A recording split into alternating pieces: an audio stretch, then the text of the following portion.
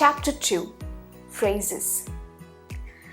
I'm sure everybody is aware of phrases, but there is always a confusion between what is phrases and what are clauses. Let's go into that first. Phrases and clauses are both small units of meanings. But what is the difference is the subject-verb combination. In phrase, there is no such combination. There is no subject-verb combination. While in clauses, there is a subject-verb combination.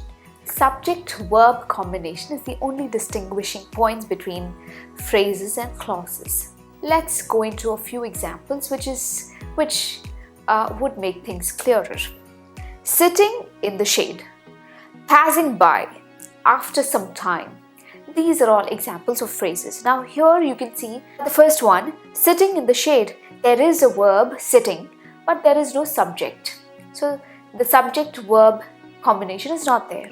Similar is the case with the second example and the third example. Passing by, no subject. After some time, again no subject. Now take a few clauses so that both are understood properly. What he said. He is the subject, said is the verb. So there is a subject-verb combination. Whether you intend. Again there is a subject and a verb. Son would return. Again there is a subject and the verb. So this is the basic difference between phrases and the clauses. Now over to more details on phrases or the types of phrases. Number one is the finite and the non-finite. So that can be distinguished with a few words in it. Finite verbs or finite phrases will have words like is, am, are, etc. And non-finite will have words like be, being, been, etc. Now the second one is the participle phrase. Let me take your memory back to what exactly is this participle. There are two participles. One is the present and the next one is the past participle.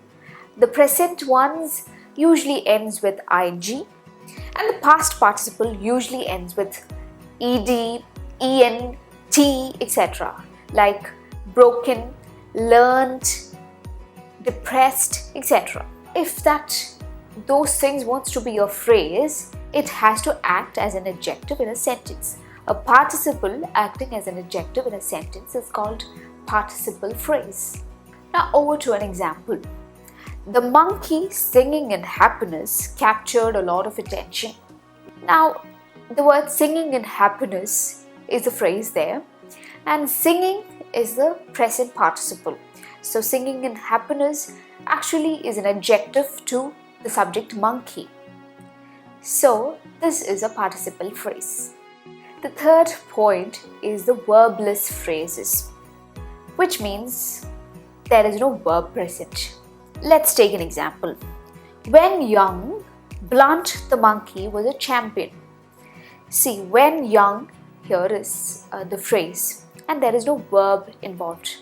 When young also acts as an adjective to the subject monkey. So when young is a phrase, but it does not have verb, so it is a verbless phrase. Fourth type is called noun phrases, and of course it is called so because it has a noun. The examples would make it clearer. Those two tall trees. Street full of dogs. See, what are these nouns? Name, place, thing, etc. are called nouns. So in the first sentence, those two tall trees. Trees is a noun. Street full of dogs. Dogs is a noun. The primary meaning or the priority in these sentences are on the nouns. Hence, it is called the noun phrases. Fifth type is called the adverb phrases. And of course, it has an adverb. The example would make it clearer. Really swift. Swift is actually an adverb. Much slowly. Slowly again is an adverb. So phrases like those has an adverb and that is given priority. Adverb phrases has an adverb and the priority goes into that. Like really swift, much slowly.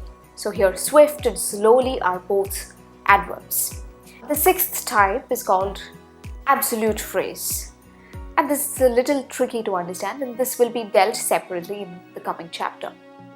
Just a gist about it, it looks like a clause, but it is not a clause because it has a subject and a predicate of its own. But again, I told you, it is not a clause. So it would have a noun and a pronoun, or an adjective or a participle. The example would make it clearer. The sun climbing to the zenith, the day grew rather hot. Here sun is the noun. But do not worry about this, this will be dealt separately. Now over to an exercise. Dash, she prayed fervently to her favorite god. Fill the gap with an ing phrase.